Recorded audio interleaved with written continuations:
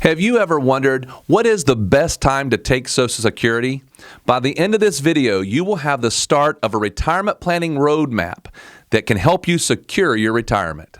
To learn more about securing your retirement and all the different elements you need to know, subscribe to our channel and hit the bell to be notified when we post a video every Monday. We have helped hundreds of our clients gain clarity and get on the path to a comfortable and happy retirement. Now it's your turn. Let's dive in.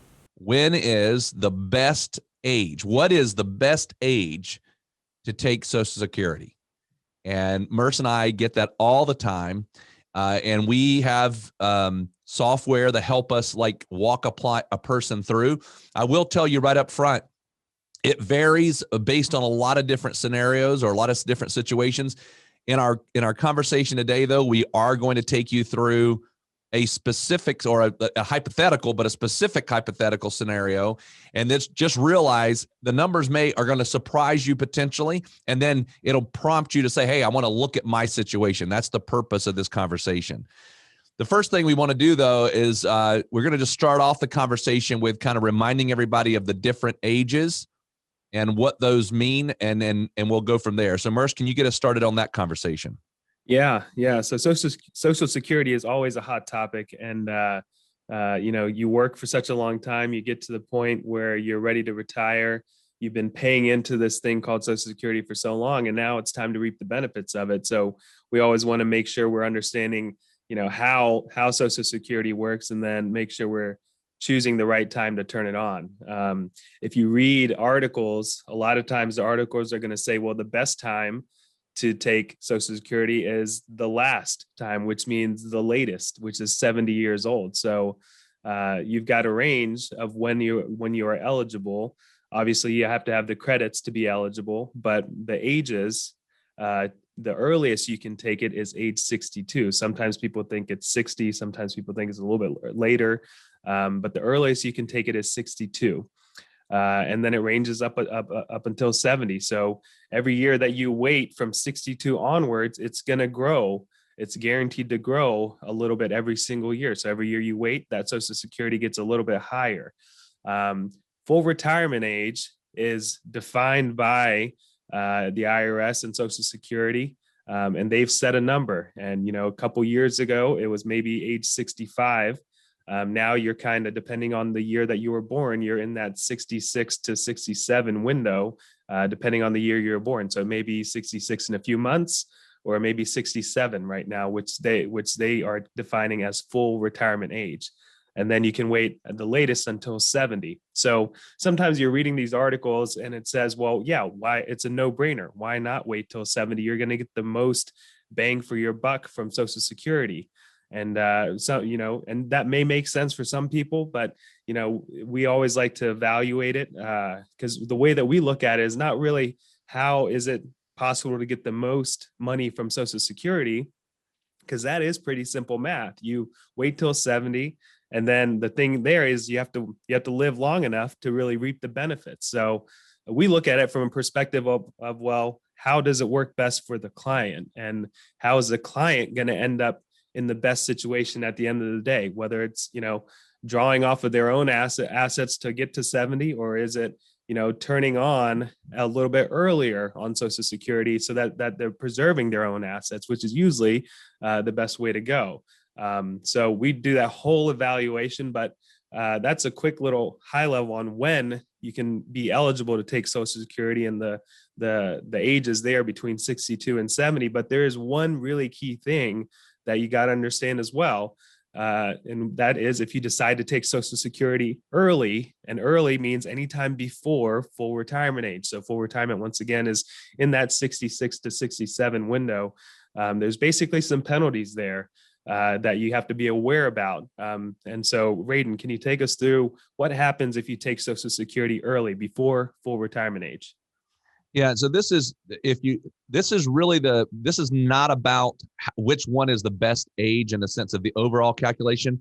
Although you'll see very quickly the penalty would make you say taking it 62 is not probably the best scenario if you're making too much money. So I'm just going to give you the 2021 numbers And the 2021 number is the maximum that a person can make at age 62 is $18,960 a year. And if you make less than that or less, you can get your full 62-year-old benefit from Social Security with no penalties. The question arises, if you make more, what does it do? So this is why, this is one of the conversations we have is somebody comes to us and they say, I want to retire, but I'm going to consult. Well, how much are you going to make? Oh, I might make $35,000, $40,000 a year. The math comes out real fast to say, don't take Social Security then at 62. But let me just walk you through an example. Let's say that, remember our limit is $18,960. Let's say that your 62-year-old Social Security benefit is $10,000 a year. Now, I know that's a low amount, but I'm trying to make the numbers round so you can visualize them. It's $10,000 a year that you would get at age 62. So you say, all right, I want to take it at 62, but my limit on what I can make for income is $18,960. Well, what if that year, instead of making the $18,960, you went over by $10,000, which means you made $28,960. Well, that means you went over the limit by $10,000. What that means is that you will have a 50% penalty, or you'll lose $1 for every $2 you earned above that limit. So that means now, instead of getting $10,000 that year, you're only going to get $5,000 from Social Security because you made too much money that year. So it's a dollar for every dollar you make, or every $2 you lose $1. So it's 50% you lose of your benefit. So you can do the math on that. If you continue to make 40, that you could wipe out your whole Social Security for the year. So just know this: if you're going to make more than the limit, it is highly unlikely that it's going to make sense for you to take your Social Security. So the first question that Merce and I always ask a person if they're thinking about retiring and they're going to they're thinking about taking Social Security at 62, are you going to work? How much are you going to make? Sometimes people tell us, we have a client and he said, you know what I want to do? He said, I've dreamt to doing this, is I want to go work at a dive shop. He said, I've always wanted to do that. Working at the dive shop doesn't pay very much. He goes, but I love scuba diving and I love to help people. It's kind of a low paying job. He only made about $1,000 a month. Well, that's below the $18,960. So it makes sense for him if he wants to consider age 62. All right. So we're going to now go into an assumption. And in this hypothetical example we're going to walk through, in this one, we're going to assume that the person is going to retire, but that's their goal, is to retire at 62. They're not going to work. They have no intentions on wanting to work. So in this scenario, and Mercer's, we're going to walk through the example. I'm just going to set us up here. She's 60 years old. We named her, right? Didn't we name her, Merce? Yeah, this is going to be Mary. We're going to call her Mary today. All right, good. So Mary's 60. She says, guys, I want to retire at 62. And my initial plan with no math is to take Social Security at full retirement age. By the way, if you ever look up anything on Social Security, it says FRA. They always give that short acronym. That's full retirement age. She goes, that's my goal. But I'm questioning, should I take Social Security either earlier or later? What's the best scenario for that? So we're going to walk you through those numbers. Now, again, I want it to be known this is hypothetical. Mary does not exist, so don't take this as your personal advice. We want to walk you through a what if. We're going to set you up for this scenario. So Merce, can you kind of walk us through Mary's situation and what it looks like currently? Yeah. So Mary, once again, she is 60 right now. She wants to retire at 62. And all we're trying to do is figure out the best time for her to take Social Security. In her head, it's 67, which is her full retirement age. So for her full retirement age is the Social Security benefit is going to pay her $3,500 a month. For this scenario, we're not going to assume any cost of living adjustment. That's COLA is the abbreviation. Social Security typically is going to give you a raise every year. Sometimes they do, sometimes they don't. For just to be a very clean, comparable illustration here, we're going to say there is no cost of living adjustment. So that means that the $3,500 that she gets when she starts Social Security is always going to be that amount. It's fixed and it's flat. So $3,500 a month at age 67. Her assets, she's got an IRA with a $1.2 million. So $1.2 million in retirement savings. And we're going to grow that. It's invested. She's going to make a rate of return of about 6%. That's not a big part of the story here. It's just we got to assume some type of rate of return. So we're going to assume 6% rate of return. She's 60 right now. She's working for a couple years. So just so you know how that math works out, by the time that she hits age 62, that $1.2 million has now grown because of growth and because she's contributing a little bit to her retirement funds for the next couple of years before she retires. It grows from about 1.2 to about 1.4 million at age 62. As now a huge thing that we have to know is, well, how is she spending money in retirement? And for this, we are going to add inflation onto it. So right now, her expenses are $5,000 a month. She can live comfortably on $5,000 a month. We're going to throw on a 3% inflation there just to make sure that we do keep up with her lifestyle. So very quickly, let me paint the picture for you.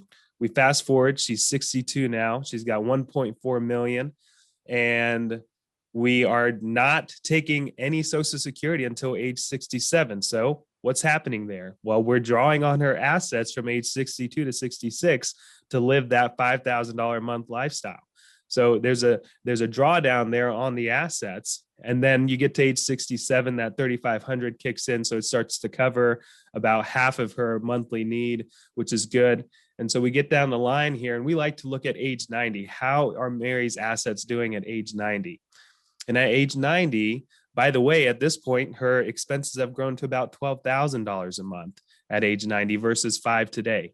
And at age 90, she's got about $1.6 million left over. So that all looks pretty good. But now the question is, did we make the right decision here of delaying till full retirement age? So she retired at 62, no income coming in the door for 5 years, which means we're drawing on the assets. So let's just take before we go. I just want to. You went through a lot there, so I kind of want a lot of numbers there. I want to go recap. All right, so Merce has just laid out this example. So remember some numbers as you're thinking this through, because you could be driving right now and listening to us. You could be just walking around, cleaning the house, whatever. We've heard all these stories about how you listen to podcasts. All right, so she's got $1.6 million at age 90.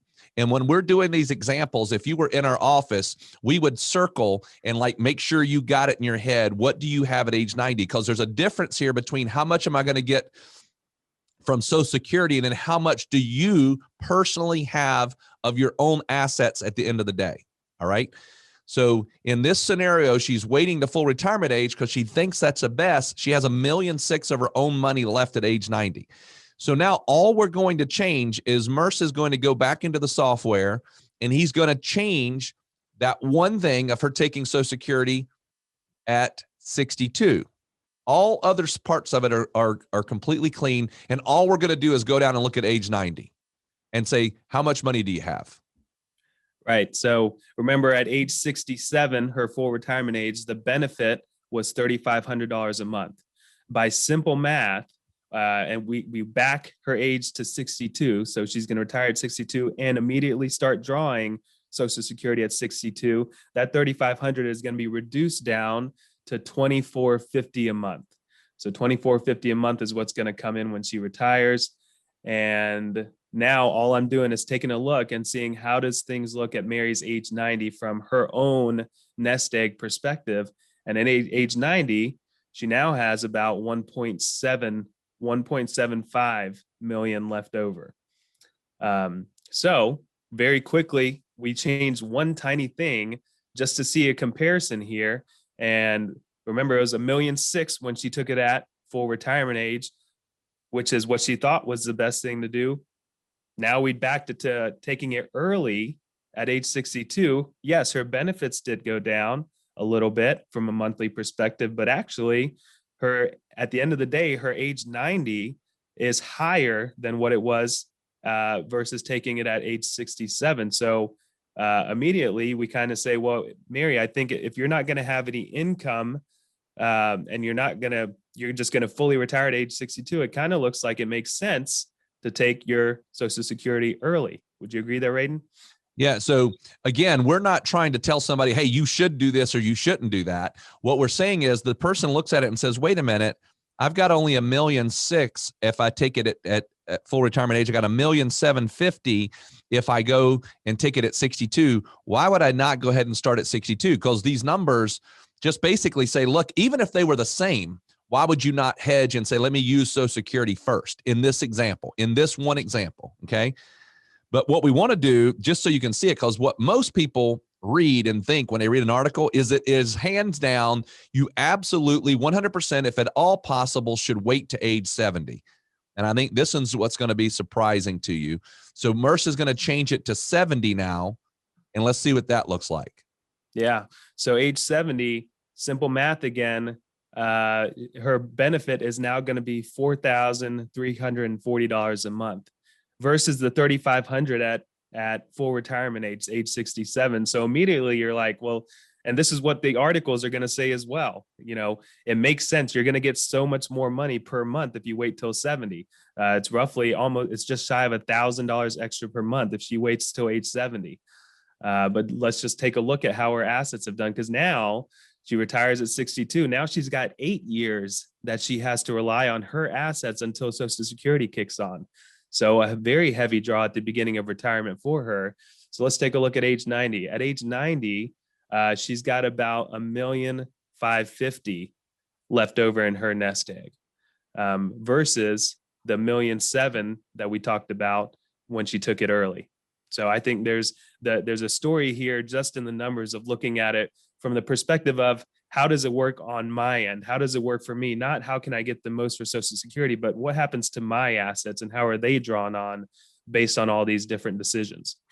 And remember, what we just walked you through was a very, just a one view of what could happen. A woman age 60 retiring at 62 does not need income. Now, what if she was going to continue to work? Completely changes things. What if she did not need Social Security at all? She had other income and she didn't need her Social Security. Changes the whole picture.